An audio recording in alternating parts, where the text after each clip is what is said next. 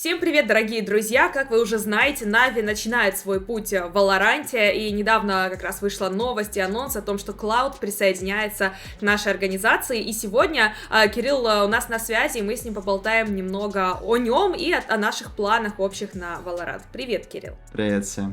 Ну что, мы здесь для того, чтобы поговорить и немножко лучше тебя узнать, поэтому, пожалуйста, расскажи немножко о себе, откуда ты, сколько тебе лет. Я с Москвы, мне 17 лет и закончил только что школу. О, поздравляю тебя, счастлив Спасибо. этому? Конечно. Конечно. Хорошо, расскажи о своем уже профессиональном пути. Насколько я понимаю, он начался совсем недавно. Может, расскажешь, как развивались события, почему ты решил стать киберспортсменом? Нет, вообще мой профессиональный путь начался с Warface, когда мне было 14, то есть 3 года, можно сказать 4 года уже назад. То есть тогда я получил первые свои деньги. За первый турнир я заработал около 6 или 5 тысяч долларов, и вот тогда началась уже моя профессиональная карьера игрока.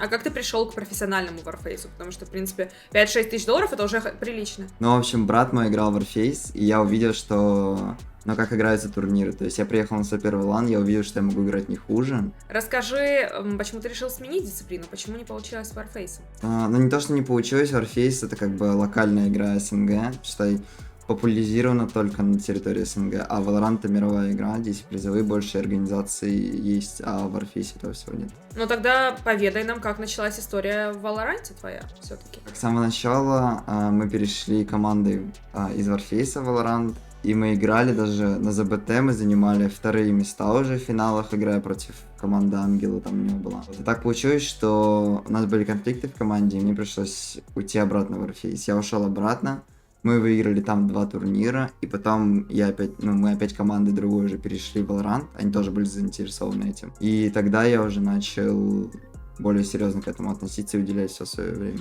свободно.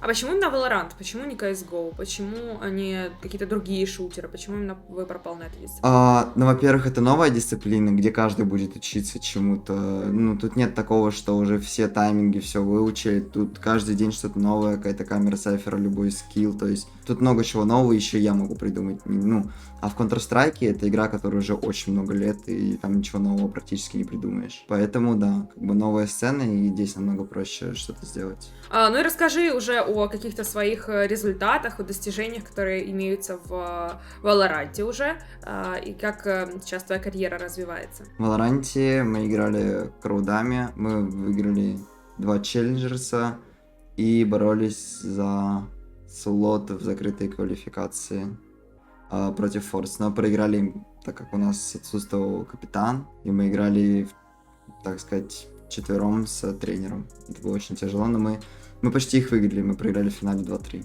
Я знаю, что вы, в общем-то, вместе с организацией Нави подбираете состав Valorant. Расскажи, как успехи, и есть ли уже какие-то подходящие кандидатуры на это место? Есть достаточное количество кандидатов, которые еще, может быть, в других командах, но пока что мы пробуем, но, возможно, уже есть. А что нужно, чтобы попасть в Нави Valorant? Как проходит отбор? Какие критерии, возможно, являются основными? Основные критерии, думаю, это самое главное, это мотивация, стремление какое-то, ну, то есть, чтобы человек имел какую-то цель, не просто так заходил поиграть там в праке. Нужно выкладываться на все 100% и работать все свободное время уделять, там, работать 24/7. Eat, game, sleep, repeat, и все в этом духе.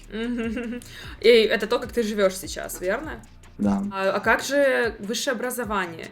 Как же поступление? Потому что, знаешь, в классическом сценарии, мне кажется, во всех СНГ странах, после школы ты должен закончить университет. А ты, получается, пошел в такую одну из самых лучших организаций мира и строишь там новый состав Valorant. Как это получается у тебя?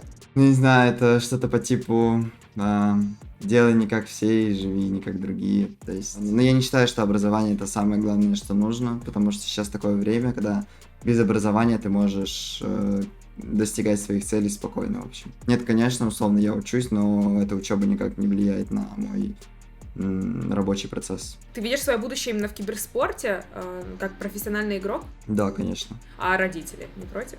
Семья Нет, тебе они не не говорит? против. Что же ты делаешь, Кирилл? Блин, вот это тебе повезло, действительно. Респект родителям Кирилла. Я с ними общий язык нашел, когда, наверное, у меня появилось достаточное количество денег. я уже смог жить отдельно от них и вообще обеспечить сам себя.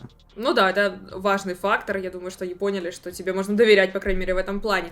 Хорошо, давай вернемся к Валоранту. Расскажи, какие вообще планы у организации? Какие турниры, на какие турниры будете проходить квалификации? Какие турниры будут в приоритете для Нави, как только мы соберем состав?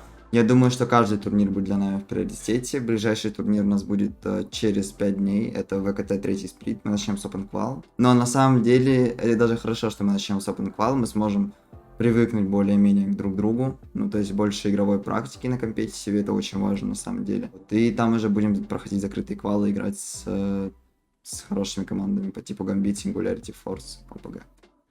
То есть пока что нет супер высоких ожиданий, что вы с первой игры начнете дико разносить и показывать крутой результат. Ты дашь время этому составу, который будет сформирован на то, чтобы, ну, немножко сыграться, верно? Нет, судя по пракам, мы очень хорошо играем, но это надо будет судить по результатам ВКТ, я думаю. Но сейчас у нас состав укомплектован. Это я, Дина, Арч, ССК и Динкс. Арч у нас ингейм лидер, который капитан, очень хороший колер на самом деле в СНГ их единица, вот, и он бывший игрок в Counter-Strike, то есть у него много опыта за плечами в колерстве, в принципе, понимании игры. Да, мы с ним знакомы. Вот, потом ССК это Фортнайтер, игрок с Фортнайта, то есть строитель, тимбилдер. Ну, у него очень хорошая им, то есть и понимание игры, он очень комфортно по общению, смешной местами, вот. Дина это тоже, как и я, как бы мы с ним выигрывали лана в одной команде. Вот мой бывший тиммейт раньше был. Мы с ним в Warface играли. Он 10-кратный чемпион в Warface, что-то по типу того. Вот, а Динкс это бывший игрок команды, прошлый, точнее, игрок команды Fnatic. У него тоже очень много опыта за плечами. Он играл с Ангелом. И, ну, насчет Counter-Strike я точно не знаю, играл ли он в Counter-Strike или нет. А как вы тренируетесь? Расскажи, сколько времени тратите на тренировки, как это обычно происходит? Ну, сбор у нас начинается в час дня, то есть мое расписание это я встаю в 11, занимаюсь своими делами, то есть пока схожу в душ, попью чай, потом в 12 я сажусь разыгрываться, сбор у нас в час. Но это сбор, при котором мы просто собираемся, можем поразговаривать там, что-то вместе посмотреть, просто так. С 2 до 3 или с часу до 3 у нас теория, а с 3 до 8 у нас получается практика, это мы играем праки. И с 8 примерно у нас идет перерыв 30 минут, и мы смотрим демки где-то еще 1,5 часа. С кем вы тренируетесь? Может быть, дашь какой-то расклад по силам в СНГ, в Европе, какие коллективы сейчас являются топовыми, и кто является вашим конкурентом потенциально? Ну, как конкуренты у нас всегда это топ-4, СНГ, Гамбит, ОБГ, Форзы. Самые сильные в Европе сейчас, я думаю, это Фнатики. Они очень сильные, правда. То есть их командная игра и вообще индивидуальный скилл Дерки чего так стоит. В СНГ сейчас пока не знаю, давно не было турниров.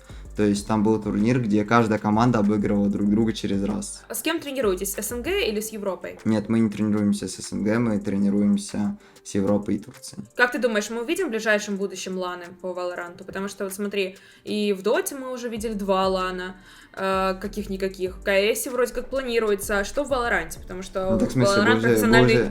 был же Рейкевик. Он без зрителей, правда. Ну, то есть ближайшие будут, на котором вы сможете Ну выступить, да? Ну, наверное, да, если выйдем, то да. Это Берлин будет ближайший. Хорошо. Расскажи о том, как будет жить команда. Будете ли вы, и ты в частности, заниматься медийной частью киберспорта? Будешь ли, может быть, стримить или вести свой YouTube-канал, какие-то гайды? Стоит ли подписываться на тебя?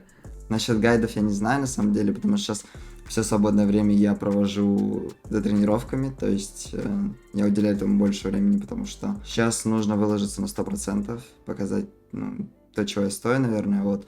А по поводу стримов, да, я иногда стримлю на Твиче, по вечерам в основном после тренировок, если не устаю, то да, конечно.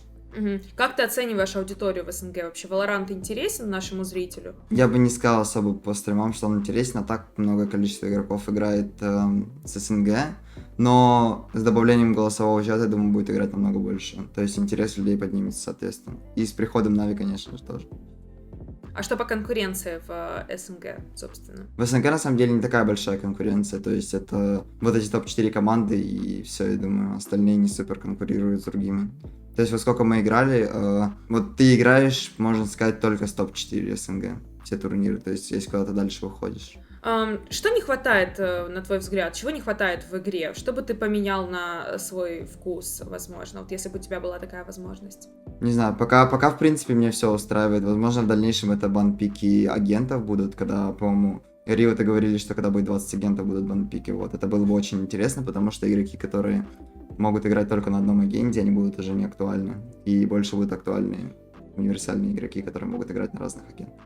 Ну и для скромных зрителей, как мы, это также добавит гораздо больше интриги и Ну, соревновательной да. части. Да, Конечно, в разные пики, самой игре. разные стратегии, Да. то есть все в этом духе. Хорошо, за что ты тогда любишь Valorant? Почему ты выбрал именно эту игру? Вот, давай поднимем интерес аудитории к Valorant. Почему стоит его скачать? Во-первых, я думаю, это очень круто, когда есть множество скиллов, с помощью которых ты можешь делать те или иные действия, то есть занимать на карте какой-то space, контестить space, то есть потом вот эти крутые врывы от Рейзы, то есть с ульты. Вот представь на лане, Рейза ультует где-нибудь, множество зрителей на стадионе, и она взрывает 4 в самом важном раунде. Ну, это просто будет такой крик от стадиона, это просто капец. Зрелищность, да? То есть Да, Valorant множество довольно командных зрелищная игра. действий нужно, чтобы побеждать. То есть это не просто флешка и смог, а здесь стан, я не знаю, всякие скиллы другие, хаешки. Очень круто. Что бы ты посоветовал новичкам в Valorant? Что нужно всегда делать или чего не нужно делать никогда, когда ты заходишь на сервер в Valorant? Во-первых, для меня это, как любая стратегия, игра. Я играю, в основном только на компетитив. Никогда не было такого, что я сяду за комп и просто буду играть в свое удовольствие. То есть, когда садишься за комп, ты должен совершенствоваться. Как ты приходишь, например, в зал там тренироваться, и тут так же. То есть, это то же самое, только это не просто спорт, а киберспорт. Вот, ты садишься и тренируешься каждый день. Конечно, процесс будет не сразу, как только ты сел, через 10 минут, когда там сыграл пару демов. Он будет приходить постепенно, может быть, неделю. У кого-то это будет неделю, у кого-то месяц. У каждого по-разному, то есть кто-то к этому предрасположен больше, а кто-то нет просто, и все. И поэтому кому-то сложнее. Еще морально это все нужно выдерживать, то есть это тоже стресс для многих, когда ты проигрываешь турниры. Вот, и у тебя там что-либо не получается. Нужно быть очень сильным человеком, на самом деле. Ну да, я с тобой согласна. Мне очень нравится твой подход, и я думаю, что с таким настроением наш состав по Валоранту ждут большие свершения, чего я тебе и твоему составу желаю. Это был Кирилл Клауд Нехожин. Друзья, подписывайтесь обязательно на наш YouTube-канал, на социальные сети Кирилла. И, может, ты хочешь что-то сказать фанатам на прощание? Я бы хотел выразить, точнее, всем нашим фанатам спасибо за то, что вы нас будете поддерживать. Мы постараемся не подвести вас своей игрой. И, возможно, даже удивить и занять больше, чем мы можем. Мы будем тренироваться к этому. Ждите нас на турнирах, болейте. Всем спасибо. Присоединяюсь, друзья, спасибо и всем пока. Всем пока.